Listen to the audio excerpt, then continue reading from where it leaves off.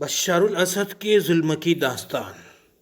Bashar al Assad شام کے کئی سال صدر رہے اور ان پر کئی بین الاقوامی تنظیموں اور حکومتوں اور انسانی حقوق کے کارکنوں کی جانب سے سنگین الزامات عائد کیے گئے ہیں۔ ان الزامات میں اپنے ہی عوام پر ظلم، انسانی حقوق کی پامالی اور جنگی جرائم شامل ہیں۔ شام میں 2011 میں شروع ہونے والی خانہ جنگی میں لاکھوں لوگ مارے گئے اور بے شمار بے گھر ہو گئے۔ بشار الاسد کے ظلم کی داستان۔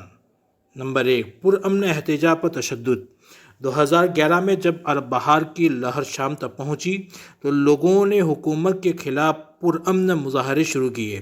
بشار الاسد کی حکومت نے مظاہروں کو سختی سے کچلنے کے لیے گولی باری، تشدد اور گرفتاریوں کا سہارا لیا۔ نمبر 2، کیمیائی ہتھیاروں کا استعمال۔ حکومت پر الزام ہے کہ اس نے عام شہریوں کے خلاف کیمیائی ہتھیار استعمال کیے، خاص طور پر غوطہ اور خان شیخون جیسے علاقوں پر کیمیائی حملے عالمی سطح پر خبروں کا حصہ بنے۔ نمبر 3، محاصرے اور بھوک۔ کئی شہروں اور قصبوں کو محاصرے میں رکھ کر انسانی امداد کی فراہمی کو روکا گیا، جس کی وجہ سے ہزاروں لوگ بھوک اور بیماریوں سے مر گئے۔ نمبر 4، قیدیوں پر تشدد۔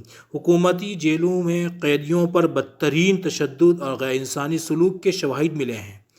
ایمنسٹی انٹرنیشنل اور دیگر تنظیموں کی رپورٹس کے مطابق ہزاروں قیدی قتل کیے گئے یا غیر انسانی حالات میں ہلاک ہوئے۔ نمبر 5، بے گھر ہونے والے لوگ۔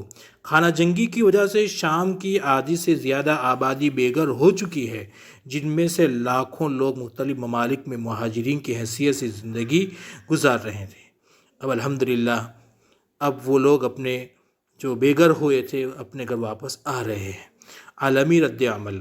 بین الاقوامی پابندیاں۔ امریکہ، یورپی یونین اور دیگر ممالک نے بشار الاسد کی حکومت پر اقتصادی اور سیاسی پابندیاں عائد کیں۔